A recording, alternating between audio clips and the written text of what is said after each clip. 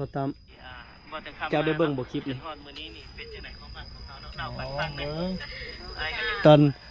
ตอนนั้นอยากรู้อยู่ว่าเขาสิเว้าหยังน้อว่าสิสากขาไก่เนาะพี่น้องแบบต้มไก่ท่าต้มไก่ท่าผู้บ่าวอาบน้ำ2 รอบมื้อนั้นบ่เคยบอกให้ไปว่าวันนี้รู้เนาะเบิดบ้านรู้ยังไปก็ยังไม่นอนจักโมงไม่จะถามเบิ่ง ไปกันแล้วยุดตื่นเขาว่าผู้บ่าวจอยมาได้มื้อนี้แล้วว่าบ่ได้นอนแล้วนะเนี่ยจะเต็มเบิดเฮือนเมทัลหันเฮือนเมทัลเฮือนเอาทรายพระเท่าทรายเนี่ยเต็มคนเต็มเลยนอนบ้านเลยเนาะมาเบิ่งตำไปเลยเนาะคำแรกของข่อยคนแลนลงมาห้องไห้กอดข่อย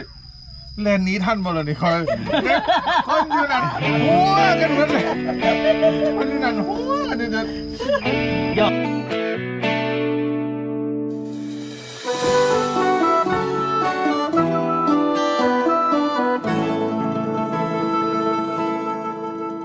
อ้ายบ่ฮู้เจ้าสิสู่น้ำฮอดมือใด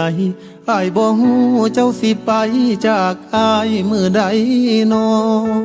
อ้ายฮู้แค่ว่าหมดทั้งชีวิตของอ้ายนี่นอมันหักเจ้าและสิเฮ็ดเพื่อเจ้าหมดทุกอย่างแต่มื้อนี้อ้ายยังบ่ตามเจ้าได้เบิ่งบ่คลิปนี่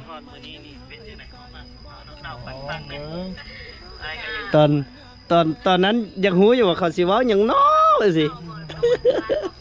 เนาะตอนนั้นอยู่ใส่ก็อยู่เถียงนาบ่แม่ในเถียงนาต้องขามเงื่อนไข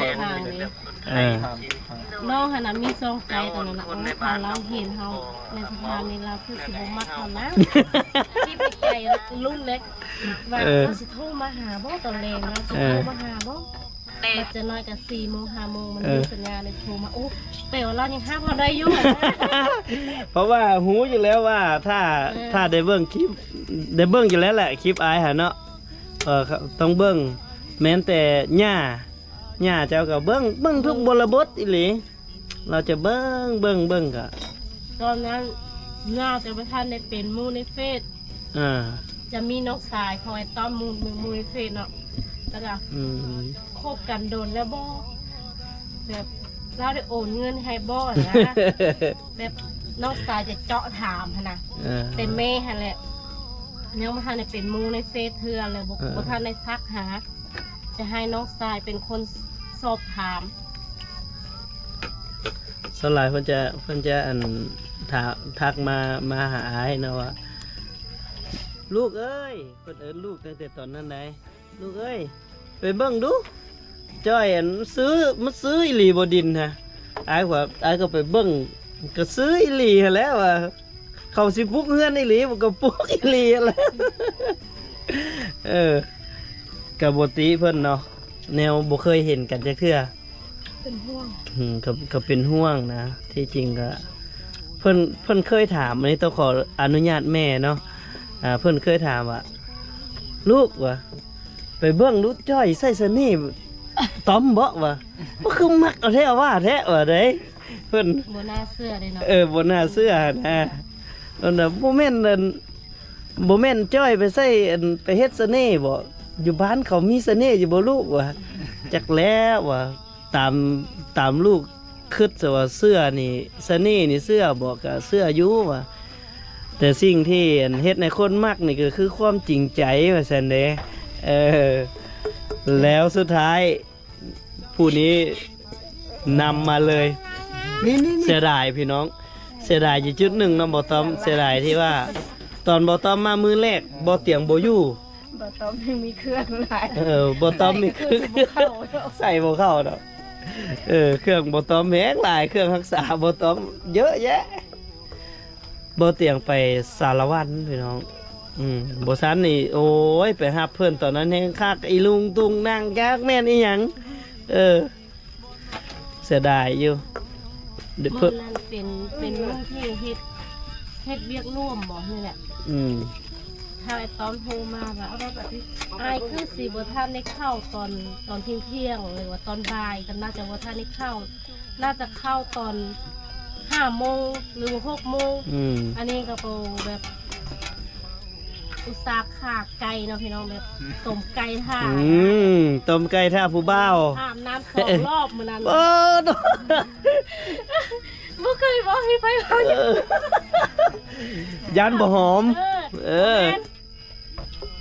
อีหยังก็ มันมีความมั่นใจเนาะ หน้าเขาเป็นฟ้าแห้งเลยโอ้ตอนนั้นแบบแห้ง แม่นแม่น ไป แม่น ซื้อ แม่น ครีมไปซื้อ น้ เนี่ อง ย นะโอ้ขอโทษขอโทษขอโทษน้องนะเดี๋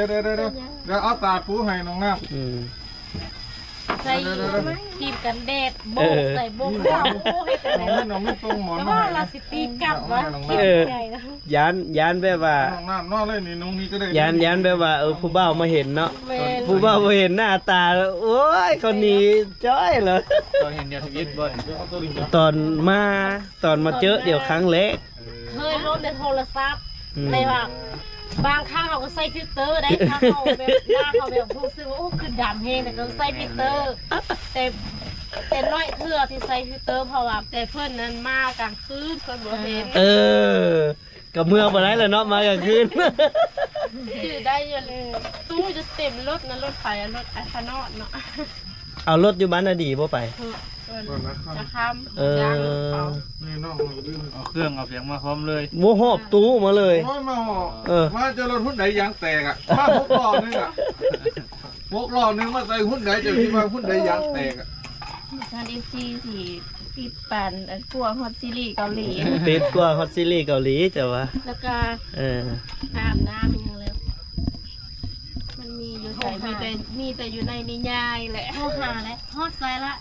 ตอนนี้รถยางเต้กับฮอดบ้านนะคะกูเฮ็ดยังไงว่าจนตึบตับบ้านเขารุนแห้งตอนนั้นแบบ อืม จะว่าแต่คนที่รุ่นเนาะเบิดบ้านรุ่นยังไทยก็ยังไม่นอนจากมุง เลยจะทาเบิ้ง ใส่กันแล้วยุด เอ เต็ม อเขาว่าครูบ่าวจอยมาได้มื้อนี้ เออ แล้วว่าบ่ได้นอนแล้วนะเนี่ยจุดเต็มเบิดเฮือนเมทัลหันเฮือนเมทัลเฮือนเอาทรายพอเท่าทรายเนี่ย คน เต็ม เต็ม คนเต็มเลยนอ หม น ดบ้านเลยเนาะมาเบิ่ง บัดมาเบิ่งแล้วก็เห็นแล้วนี่เป๊ะว่าคือสูงแท้ค่ะ เออ ไอ้นี่บักขาวเด้เนาะ แล้วคนมาแต่เฮือใหม่ดิเออ เราเป็นคน ร้อยเห็นว่าเฮาไปเจอทวิตเนาะผู้นี้เราว่าแปลกกว่าหมู่ในบ้านนี่วะคือสิหลอกหมู่แท้ออกมาผสมปูนอยู่ ขาวแล้วว่าสูงปกติตุ้ยเนี่ยได้มีซีนมีหนังในตอนนั้นเนาะแบบเป๊ะเขาว่าผสมกับอีจอยเลยเนาะค่ะ ไปบ้านเรา ส้มกับอีจอยเลยจอยแบบกินลายเตี้ยกับเตี้ยค่ะนะเข้ากับโอ้ยอยู่บอกแบบนั้นไม่แบบจะไหนเข้าซีนีป้าเขาได้แบบเข้ากันเนาะรุ่นเลยเฮ็ดจังได น้องล้างจานให้แน่ บ่ต้อมเลยตอนมานี่คันสมมุติว่าบ่ตรงปกนี่สิกลับบ่ต้อม นั่งโอ้ก็บ่นั่นดอกเฮาก็อันนั้นครับ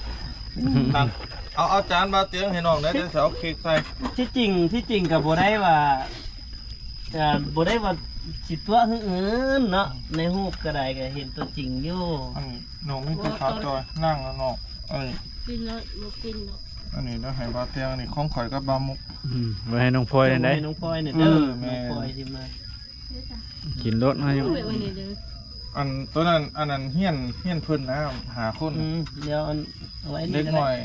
เย้เอาตัวนี้จะได้เอาตัวนี้ เล็กหน่อยบ่เคยเนาะเล็กหน่อยบ่เคยกินว่า โอ้ตอนหน้าขี่รถอย่างขี่รถผู้ใดฮะบอก เขาจะไปหับบ่ อยู่เทิงงานเข้าไปฮับแต่ว่าน้องทำบ่ได้ไป เออรถอยู่บ้านนี่ไปหับ บ่จ้างรถอยู่บ้าน เออ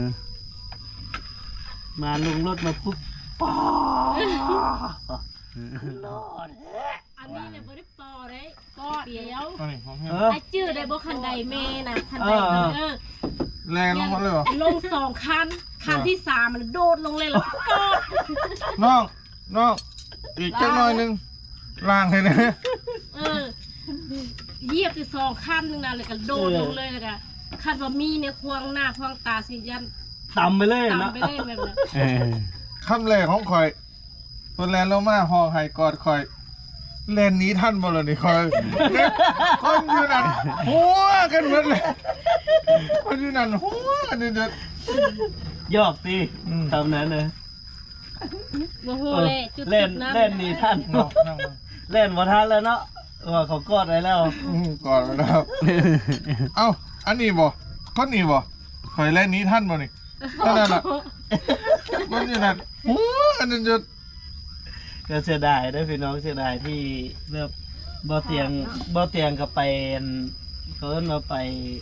มื้อนั้นบ่เตรียมบ่อยู่บ่ บ่เว้าไปสารวันไปสารวันมาบ่ทันแล้วเพิ่นโทรหานั่นเฮาผู้ที่ไปฮอด อืม ไปฮอดสารวันมาเพิ่นว่าบ่เตียงมาได้บ่โอ้แล้วเลยบัดนี้400กิโลจากสารวันมาพี่400ล้าน แม่นเลย ก็คิดว่าอยากไปฮับไป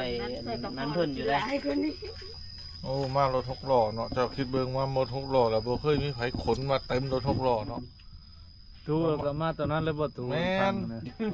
มาเที่ยวเดียวเลย แล้วก็แบกลงเรืออีกเด้เหมาเรือลำหนึงเลย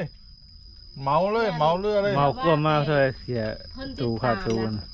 แบบเฮาผู้เป็นเจ้าตัวนี่ยังแบบรุ่นว่าสิเฮ็ดจังไดจังไดนะฮะฮะเป็นยัง บ่ไหวแล้ว อิ่มแล้ว ยัง น้องฟ้ากำลังย่างไปพุ่น โอ้ย ไก่ก็เดียวแม่นหยัง นี่ก็เดียวแม่นไอ้สัง เหรอ โอ้ ไป มื้อ คู่กับเบิ่น มื้อแรกอันนี้ถามเลยนะเพราะว่าบ่ทันได้ถามเลยพี่น้องบ่ทันได้ถามเจ้าเที่ย ย้อน ย้อนเข้าหลังก่อนที่จริงแท้เราก็บ่ทันได้เล่าคืนดอกมีแต่เอาตอนมาเจอกันตอนบ่ทันเจอตอนมาเจอกันแล้วกับตอนไปส่งไปฮับนะ FC ก็สิฮู้ดอก ยืดใส่น้องคอย จะได้อยู่คันบ่เตียงอยู่บ่เตียงสิถ่ายคลิปไว้ เนาะ อายนะคะอายนะคะ ถ่ายคลิปไว้ให้มันคักๆนะแล้วคิดบ่ว่าสินอนบ้านเขาจังไดเนาะบ่ย้านกองร้อนบ่ตอนนั้น ผู้หมอแค่ บ่ฮู้เรื่องกฎหมายบ้านเมืองหยังเลยบ่ฮู้หยังเลยที่ว่าคือสิเป็นปกติล่ะคือแบบคือเฮาไป อ่ะน้องคอยใส่เฮ้ย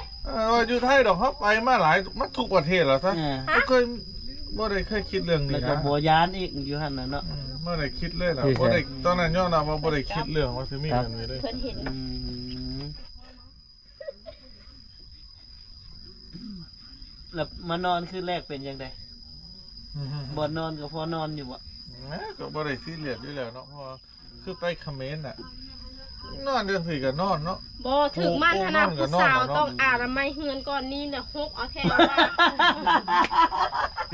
น้องสาวก็มาคืนแรกนอนอยู่เฮือนไผ นอนกับสาวจอยเลยเห็นไหม นอนเฮือนดินเท่านั้นบ่ มาก็นอนในกันเลย น่ะ โอ้ กดบ่คืนเลยเนาะโอ้ ยานบ่ได้นอน อืม แหมเสื้อบ่เตียงเลิศ จังซี่เนาะตอนเล็กๆนะก็ปรึกษากับในบ้านเพิ่นก็มีในบ้านรองในบ้านสายนะ อืม ว่าคันสมมุติว่างาน ผู้บั ไอ้ ก ต้อมเพิ่นมา มา ไอ้ต้อมเพิ่นมาเพราะว่าเขาฮู้จักตั้งแต่ว่าทันมาเพราะว่า อืม ฝากหันฝาก เอ นี่ อ มา ฝากนั้นฝากนี่แล้วก็แบบเวลาโทรก็อายเพิ่นจะล้มนะพนนั้นพนนี้หั่นนะและบัดมาปุ๊บแล้วก็น้องก็ย่างไปถามในบ้านว่าถ้าสมมุติเนาะว่าอายเพิ่นมานี่ให้นอนอยู่ไสหั่นนะแบบนอนอยู่บ้านนี่บ่หรือว่าให้ไปนอนโรงแรมหรือว่าไปนอนอยู่ไสหั่นนะ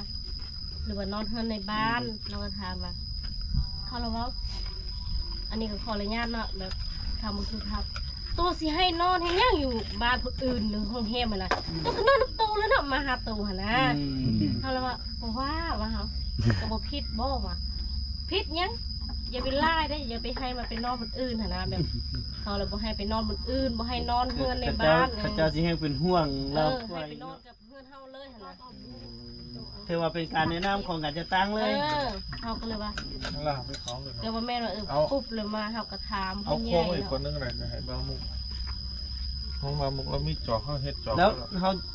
ขาอยู่มาถึง3 เดือนเนาะก่อนอันถ้าเฮาสิเฮ็ดงานแต่งเนาะ3 เดือนนั่นแหละหลังจากนั้นมาก็มาเฮ็ดงานแต่ง แต่ว่ามามื้อแรกนี่เวียกที่เพิ่นเฮ็ดนะเพิ่นเฮ็ดหยังก่อนหมู่ งานตื่นเช้ามาเนาะเพิ่นก็จะ ออกไปเบิ่งเฮือนก่อน อ๋อ ออกไปเบิ่งเฮือนแล้วก็มาผสมปูนซอยพระเท่าทราย บ่แม่นมื้อไอ้มา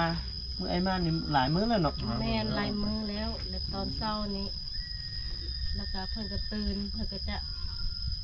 ตอนเช้านี่เพิ่นตื่นมาแล้วเพิ่นจะเฮ็ดกับข้าวกันได้ตอนนั้น โอ้ น่ะ มัน อันนี้ แต่ว่า ทันได้ แต่ว่า ตื่น เราเฮ็ดกับข้าวทุกมื้ออีหลีตอน แม่น ชุดนั้นน่ะ เพราะว่าคนอื่นเฮ็ดนะมันจะบ่ค่อยทึกใจเรานะแบบ ข้าวนะเอาไงว่าข้าว อาหาร เอา เฮา แม่ ต้องหา ฟังเว้าคนอื่นเฮ็ดอาจจะรังเกียจเห็นอีเห็นบ่สังกะสีอย่างก็เป็นเราเวลารังเกียจเฮาเห็นลาวแล้วเฮาแบบภูมิใจแบบเราคนไทยเราเวลารังเกียจเฮือนี่เมฆฝนตกมื้อนั้น เออ จักพี่ช่างได้ แยะๆเลยเหรอ เละเลยเราเฮ็ดกิน เออ เธอยังเซฟจากน้ำฝนจากน้ำจากเพราะว่าบ่เคยเห็นไผซ้ำไอ้ต้อม อืม อันนี้บ่เป็นย่องเอาเคยเห็นในเมืองเขามักรังเกียจเนาะมีแต่คนอยู่เวียงจันทน์เขาเห็นเนี่ยสกปรกเขาก็บ่อยากกินอันนี้เฮ็ดแต่ก็กินพร้อม ก็มันที่จริงมันก็บ่ได้เกี่ยวว่าเฮาเป็นคนอยู่ไสคนประเทศใด แม่น มันขึ้นกับคน มันแล้วแต่คน มันแล้วแต่คนนี่ ไปติดมันฐานเอียง มันแล้วแต่คนว่าสิเป็นแบบใดเนาะนิสัยคือคนสิชั่วสิดีบ่ได้ขึ้นกับว่าเจ้าเป็นคนอยู่ใส่บ่อนใดมันขึ้นกับคนอีหลีตัวนี้นะคือบ่ตอมนี่ตอนมาแรกๆนี่คันว่าสิออกจากบ้านเมื่อไหร่เด็กน้อยให้แซวจักมันติดอย่างแห่เบิดบ้านเนาะตอนนั้นเนี่ยมานี่โอ้เด็กน้อยแห่ตามหลังเลยอย่าว่าถอนเด็กน้อยสิไปโรงเรียนกับบ่ไปได้ต้องไปหาข่อยก่อนไม่ต้องหน้าประตูหมดเลย เปิดประตูแกมานึกว่าจะตกใจมันมีแต่ลูกกระตาเต็มประตูเลยจนล้นประตูอ่ะแล้วจะโอ้7 โมงแล้วบ้ามือเขานอนตื่นสวยชั่วโมงเลยเล็กหน่อยจนเต็มเฮียนแล้ว โอ้ตอนนั้นมาแล่นกอดปุ๊บเลยมันบอก แม่น จะได้ถ่ายพอดีคักเลยแหละเนาะบ่เตียงเนาะคันเจ้าอยู่ถ่ายเนาะคักเลยคือสด โอ้คันค่อยคันบ่เตียงอยู่หั่นนะบ่เตียงสิไปรับตั้งแต่เฮือพุ่น พอไง ไปรับอยู่แล้ว บอเตียงเราบอกให้เบาฮิปท้ายเนาะเบาฮิปแล้วก็ไปเนาะเบาฮิปก็อาจจะพอใส่ได้เราไปคนไปครับ อืม ตอนนั้นบ่เตียงไปคนเดียวไปกับเบาต้อยไปอันน่ะผู้ดีที่ไปสารวัตรนะไปอันส้นเผาตะโอยเด้ไปถ่ายทำมันละปึบเคยเจ้าน่ะก็เลยอันบ่ได้อันมาหาเพิ่นก็ที่จริงเฮาก็บ่ได้คิดว่าเรื่องราวที่เฮามันสิมีคนติดตามใหญ่โตโมโหลานปานนี้เด้เนาะพวกเฮาเฮ็ดก็เฮ็ดตามมีตามเกิดซื่อๆพวกเฮาก็นำเสนอตามความเป็นจริงบ่มีคำว่าคอนเทนต์เลยนะคือทุกสิ่งทุกอย่างผัวเมียกับเจ้าหายกันอยู่บ่เตียงกันยังถ่ายบางเทื่อแต่งเลยบ่ได้ว่าแต่งนกจ้อยต้องสีหน้าต้องเฮ็ดแบบสีเบาตอมต้องอารมณ์มาแบบสิคืออารมณ์อยู่ในความเป็นจริงล้วนๆเลย จ้าจ้าจ้าย ามหายก็หายประมาณนั้นเนาะโอ้ผู้สาวมา สาวมาน้อง ผู้สาวมาผู้สาวมา โอ้ ผู้สาวมาโอ้ย โอ้ทั่ว มาเด้อกินข้าว น้องพ่อนั่งเงี้ยมากอะไรเห็นน้องพ่อนะ น้องพลอยสาวนาดี อย่าหันหลังนะ พลอยถ่ายคลิปกันถ่ายคอนเทนต์เนาะไอ้เด้ พ่อมานั่งอยู่เลย ผู้ว่าผสมขอฝากความผสมเค้ก เอาอะมุดไหน เฮ้ยมากินเค้กนี่น้องพลอยมามีไอ้ เกิด ที่ ต้ ถาม มได้ไหนได้ เรื่องที่จริงเรื่องราวของ กินติดๆอ่ะ บอต้อมกับสิประมาณนั้นเลยพี่น้องก่อนที่จะมาใช้ชีวิตเป็นครอบเป็นครัวแบบซีนี่ก็บ่แม่นของง่ายเนาะก็ถือว่าเป็นคนที่ใจถึงใจถึงใจกล้าเลยเพราะว่ากับโบตี้เพิ่นแหละเพิ่นก็ไปหลายประเทศไปหลายบ่อนเพิ่นก็สิฮู้หลายสิ่งหลายอย่างแล้วมาเว้าความจริงได้ว่า ถ้าคนบ้านนอกเข้าไปในเมืองนี่คือยานได้ถ้าคนในเมืองออกมาบ้านนอกนี่อย่างน้อยก็ฮู้หลายอย่างแล้วนะมันก็สิเป็นประมาณนั้น เลือกแต่คนมาคนมากโอ้มาคน พ่อหา ตอนไอมาสัมภาษณ์นั่น แม นะ นเพราะว่าในกล้องหั่นนะแบบขี้ร้ายเฮงหั่นนะแบบ เอาบางเทื่อซูม ขี้ร้ายหั่นนะ บางเทื่อซูมเข้าไปจนเห็นฝ้านะ เขาเขียนตอนแรกเราสิโทรมาอยู่บ่แต่สุดท้ายแบบเรามีสัญญาณเราจะโทรหาตลอดยังใครในเรายังโทรหาอยู่ อันตอนนั้นเด้ตอนอันอายไปมอบคอมเนาะ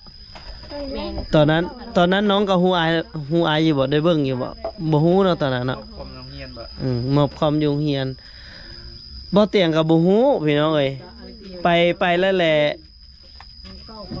ไปแล้วแหละอีหยังก็ว่าอันน่ะชาวบ้านเนาะชาวบ้านว่าเด้อันแฟนอันหนุ่มไทยก็ดีได้ย่างมาเฮ็ดเอ้ยลุยมาอยู่เนาะนุ่งเสื้อสีแดงๆมาเฮาก็อ่ะเดี๋ยวไปถ่ายแล้วก่อนดูจักหน่อยว่าไปถามเราประมาณ3นาทีเนี่ยจนบอกคัดหยุดไว้ก่อนว่าเอาไว้ EP ต่อไปว่าซั่นนี่เพราะว่าน้องจ้อยเราสิเป็นคนสร้างเว้าสร้างลมอะไรก็หมายคือเฮาลมจากความเป็นจริงเนาะน้องเนาะเฮาลมจากความเป็นจริงมันก็บ่มีหยังสิว่าต้องเขินอายบ่มีหยังจะต้องกะอันกะบ่มีเลยหั่นนะมันก็เลยเป็นธรรมชาติดีแล้วก็อันน้องสาวเพิ่นผู้หนึงหาก็แต่งงานไปกับคนที่เข้าเฟรมนํเฮาเข้าคลิปนํเฮาในมือนั้นน้องหยังก็ซื่อน้องคูณเนาะน้องคูณเพิ่นไปเฮ็ดเวียกอยู่เวียงจันทน์เอาก็สิทบทวนความหลังไว้ซ้ำนี้ก่อนก็ให้ให้พี่น้องได้เบิ่งเด้บ่มุกก็หาก็ได้ยิน หาก็ได้ยิน แต่บ่เตียงก็หาก็ได้ยินคือกันแต่ก็เพราะว่าบ่เตียงบ่ได้อยู่ในเหตุการณ์เนาะมาอยู่ในเหตุการณ์ในช่วงหลังๆมาพี่ก็บ่เป็นหยังพี่น้องทุกสิ่งทุกอย่างก็มาเล่าผ่านภาพความทรงจำให้พี่ให้น้องได้เบิ่งให้รู้ว่าพวกเฮาฮักแพงกันโดยเฉพาะเอาเดี๋ยวพวกเฮาก็ได้โจ้ไว้ซ้ำนี้ก่อนเนาะเอาไว้แจ้งข่าวดีในงวดหน้าพี่น้องเอ้ยถ้าเมื่อใดมีข่าวดีจะมาแจ้งปันพี่ปันน้องฟังจังใดก็ฝากติดตามพวกเฮาเนาะทางเบาต้อมสาวจ้อยเบาเตียงคำนากายพร้อมด้วยทีมงานเนาะทางเคยนาดีน้องพลอยหากมาเมื่อกี้นี่เนาะแล้วก็บ่าวมุกบ้านนาเนาะก็ขอให้ได้สู้ได้แฟนไวๆเนาะพี่ทางบ่าวมุก ขอให้ได้สู้ได้แฟนไวๆสำหรับน้องจ้อยก็ขอให้น้องจิจิมาเกิดเป็นลูกเป็นเต้าครั้งแน่เลยในต่อไปมันจังได้ดูแลรักษาเนาะตัวที่สูญเสียไปแล้วเฮาก็เชื่อว่าสิ่งดีๆตามมาแน่นอนเอาสำหรับอีพีนี้เดี๋ยวพวกเฮาล้ำลาไปสำนี้ก่อนพบกันใหม่อีพีหน้าขอบใจหลายๆไปก่อน หลาย